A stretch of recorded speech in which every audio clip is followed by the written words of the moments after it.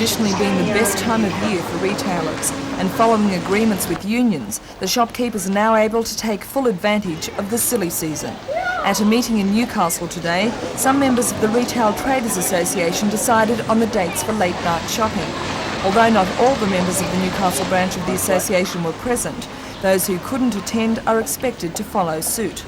The retailers have adopted a recommendation to open until 9 o'clock on Friday the 13th and 20th of December, as well as Monday the 23rd.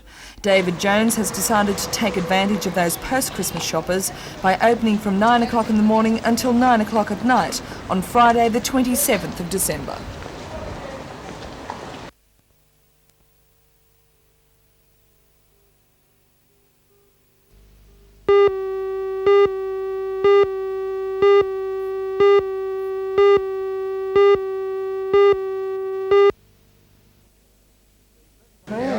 The 31-member ACTU executive chose Newcastle for its 5-day regular meeting to highlight the Trades Hall Council's centenary celebrations. It's the first executive meeting since the ACTU's Congress, the first with Simon Crean as president, and the first in a provincial region. Mr Crean told a news conference at the end of today's deliberations that support for the BLF depended on their actions being consistent with the policies of the union movement, and this they have failed to carry out.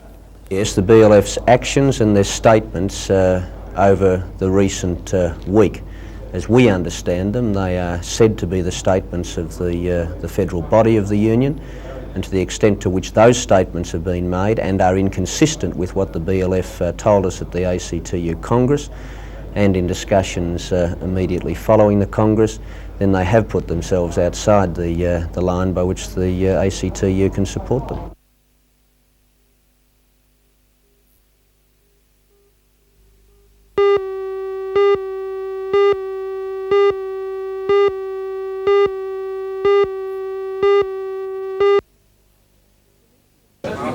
The meeting was called to debate the report by local government inspectors and discuss its recommendations. But as the meeting was opened, Councillor Muir moved that the report was too lengthy and involved to make any decisions in haste. He says 1 week is just too short, given the importance of the document and its recommendation to consider the replacement of the Shire Clerk, John Walsh. Councillor Muir also moved that the auditing firm of Coopers and Lybrand should be called in to investigate the council's financial position as well as looking into its managerial structure. This motion was opposed by councillors Collins, McKenzie and Crichton, but the deferring motion was carried 6 votes to 3. Do you think the deferment will gain anything? Not really. I think that the recommendation for the local government inspectors to do it would have achieved exactly the same result. And I think that if we wait around, I don't know what the time frame will be, but we're looking at least another week, I would assume, as a minimum for Coopers Lybrand to do it. So I don't really think that it will achieve much. According to the Shire Clerk, John Walsh, the report by Coopers and Lybrand should be completed within about a month. He intends to submit his report at the same time. But on another matter, the tenders for the Salamander Bay commercial development, which has been at the centre of this controversy, will close tomorrow.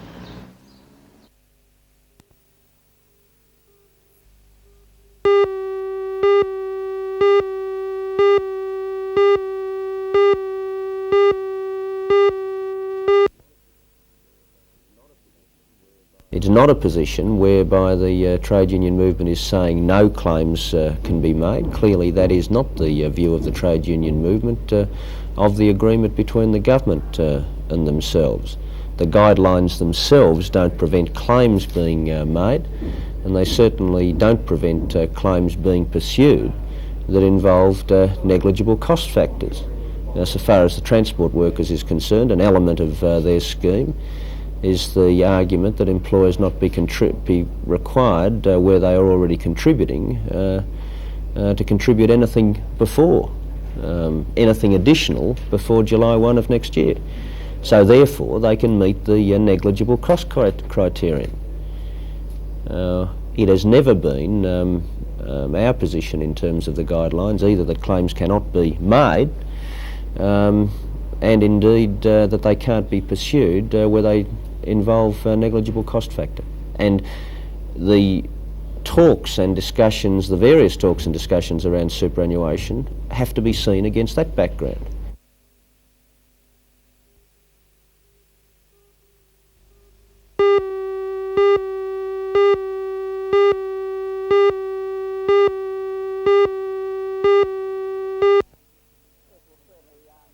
Yes, well, certainly gives the Newcastle NIB Falcons an opportunity to announce that Mr. Stephen Johansson from Adelaide will be the 1986 coach of the Falcons. That comes as perhaps a surprise to many people who thought that perhaps Dave Ankeny would have been in there with a chance, and he was among how many other applicants? Well, there were 10 applicants, and obviously Dave was very heavily considered, but it was the thoughts of the committee and the management committee that in fact for the overall benefit of the club, that Stephen Johansson would be the choice. Why do you think Stephen would be more advantageous to the club than Dave Ankeny, for example? Well, I feel he's a very, very good record in Adelaide. He's coached the Strait championship team for the last 2 years to win the Adelaide Championships. He's coached various state teams in the Adelaide area, and he was assistant coach with Ken Cole, who done so well in the 1985 NBL.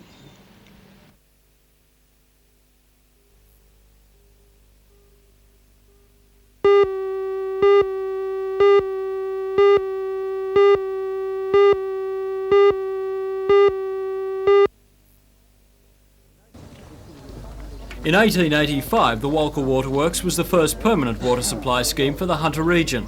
In the 40s it was phased out, and last year it was handed over to the Walker Waterworks Trust for development into a recreation area and tourist attraction.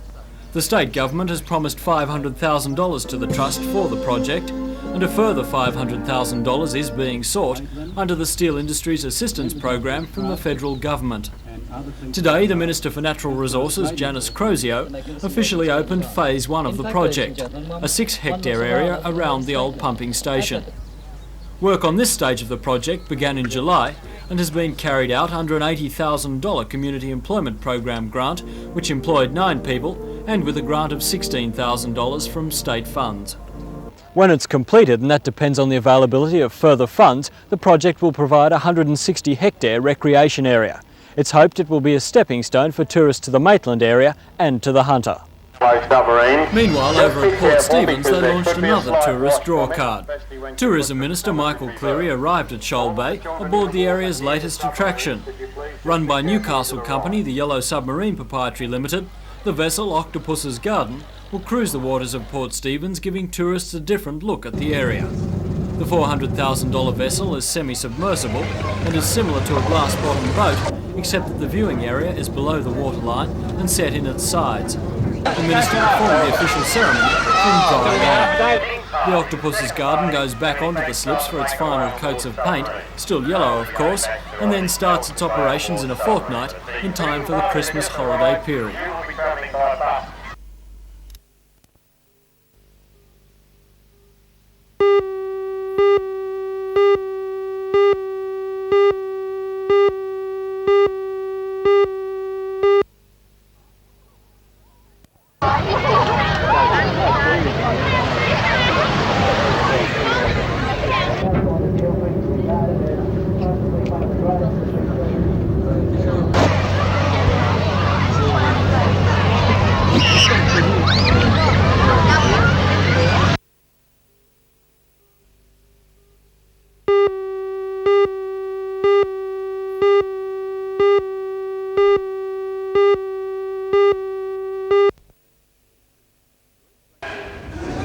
To reach black belt status in Re Taekwondo is a long, hard road. To go beyond the first degree black belt requires enormous dedication. The step to second degree, or second dan as it's known, is by invitation only. At a grading in the YWCA Hall in Cooks Hill before Master Chong Chul Ri, Graham Howarth, Mark Ferguson and Judith McKenzie faced the toughest test of their martial arts careers, smashing tiles and pine boards with complicated kicks and strikes. In fact, these were some of the easier tests. As the night went on, they became progressively more difficult. To reach this peak, all three had trained almost daily for many months. As she battled her way to becoming the first Australian woman to gain the coveted second dan, Judith McKenzie was given no concessions by her male counterparts. But finally, her dedication to training showed through in a masterful display of this art of self-defence.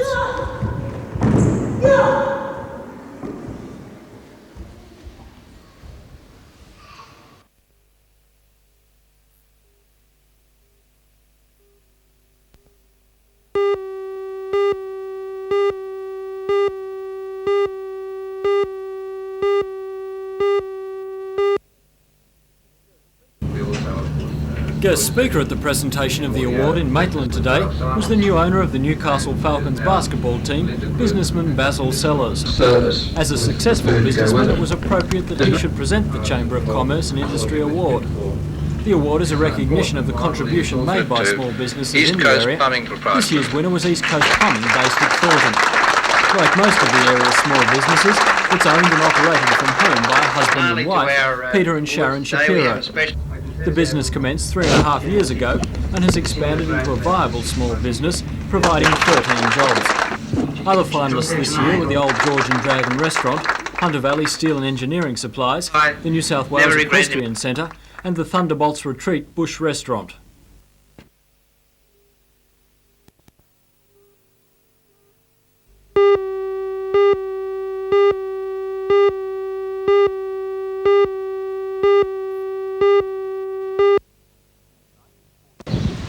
Since 1949, the Junction Public School has been a demonstration school for the Teachers' College, a place where students learnt the teaching profession by observation. Now, after 36 years, the arrangement is about to end, and today teaching lecturers from the college and the school staff gathered at the school for a commemorative lunch. The junction was first used for demonstrations in the days when the Teachers' College was located nearby, first on the Merriweather High School site and later at Union Street. When teaching shifted to the new college campus at Waratah 11 years ago, the junction was no longer convenient for students. The Junction School has done its job so well, however, that the college delayed moving the demonstrations to a school closer to Waratah until now. Next year, Mayfield West Infant School will take on the job. It's a sad day for many, including college lecturer Francis Nugent, who was amongst the first teaching students to learn at the school. I'm sorry to see the fact that the college is moving over to another demonstration school, but the junction itself is still going on. It's been a wonderful school. It's still a wonderful school. It's not going to change in that way. It's merely the college association coming to an end is a sad thing in itself, because we've had such a good relationship over a great many years.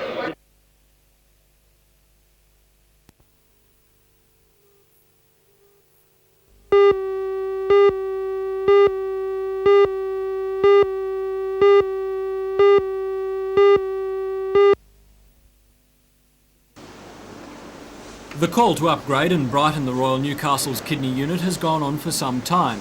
The unit is the main kidney unit between Sydney and the North Coast. Earlier this year, the Minister for Health, Ron Mulock, visited the unit and made a commitment of $70,000 for its refurbishment. Since that time, the Hunter and Northern Kidney Association has announced it will contribute another $30,000 to the upgrading. Further money has been raised and donated by the hospital staff. However, there is still a shortfall of nearly $20,000 on the total cost estimate of $120,000. According to the unit's director, Dr. Ranjit Nanra, the refurbishment will include the setting up of a treatment room, more bed space and a visitor's room, and will begin immediately. Well, it's going to improve the overall internal appearance of the renal ward. At the moment, the place is very drab. There's going to be some amount of restructuring within the unit itself to create 2 beds for the purposes of renal transplantation. And there will be some extension of the services provided in the facilities of the service. Also at the hospital today, the children's ward was on the receiving end with a cheque presentation for the updating of some of the ward's orthopaedic equipment.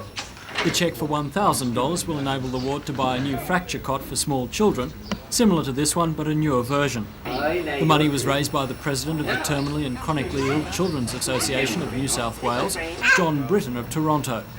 Mr Britton staged a country music spectacular at the Newcastle Workers Club in November and raised $4,000 for the area's hospitals. Today's cheque was from the money raised at that concert, and Mr Britton says that the other $3,000 will go to the children's unit at the Mater.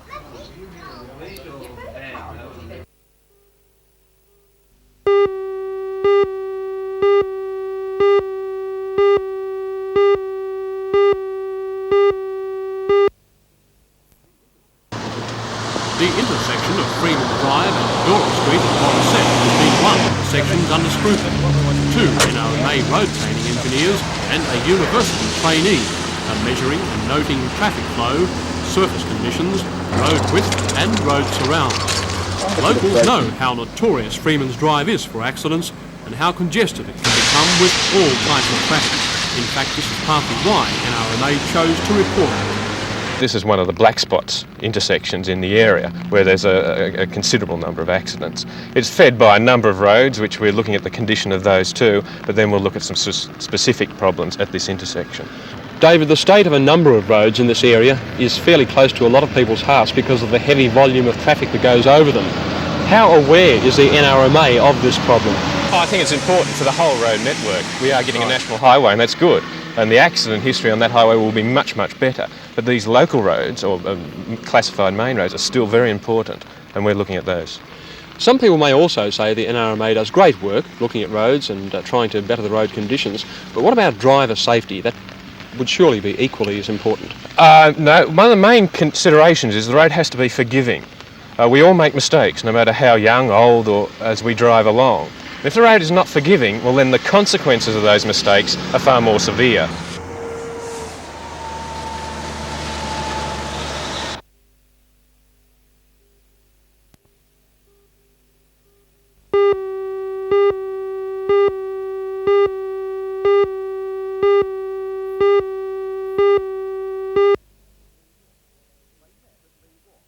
They met at Lee Wharf, where they approved a 5-point resolution. First, they expressed concern over what they called lack of consultation with staff before implementing reforms. The officers described working for the MSB as a handicap in the light of the number of external appointments taking place, and asked for suitable training courses to enable experienced people to fill the vacancies. In regard to Newcastle in particular, the officers expressed concern at the creation of a cold odour manager's position here. They said the job has been carried out capably and efficiently by an MSB Officers Association member since 1967 and at a much lower rate of pay. The officers returned to work mid-afternoon but will hold another stop work in January to reconsider the issues.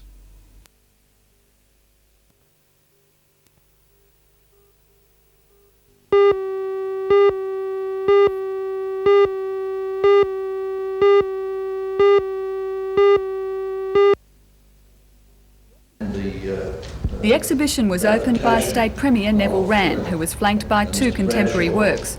Although they form an important part of the gallery's acquisitions during the past 2 years, the exhibition also features work such as this 19th century painting by Conrad Martins. It was donated from the private collection of William Bowmore. A total of 170 works make up the exhibition, including sculptures, ceramics, watercolours, drawings and prints. In acquiring works, the gallery aims to build up collections of particular artists. 10 drawings and 1 print have been added to the gallery's collection of works by Newcastle-born artist John Molvig.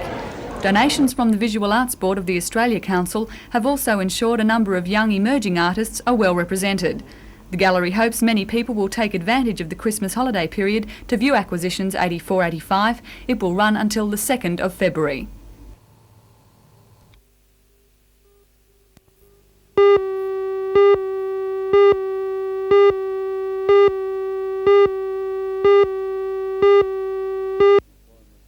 It means employment for an additional 45 people for almost 6 months, Matt, and we hope, or we're pretty sure actually, that further contracts that we can see out the back, and shipbuilding's a bit like surfing, you're always looking for the next wave, that we'll be able to employ those 45 people for a long time to come. It must be another pat on the back for Carrington Slipways with another major contract coming your way. A lot of people in our organisation have put a lot of work into this one. Peter Griffiths, the man that has done all the layout work, has put his heart and soul into this for the last 2 years. And what does the actual construction in?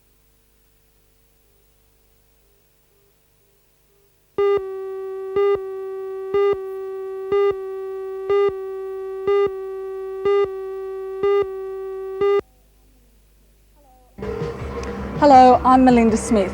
Today in these pens behind me, the first cattle were sold in Maitland's new $1 million sale yards. It's a day which brings an end to the era of the city's old yards, but marks a prosperous future for the new. Join Ray Deneen and Anna Manzoni for all the news tonight at 6.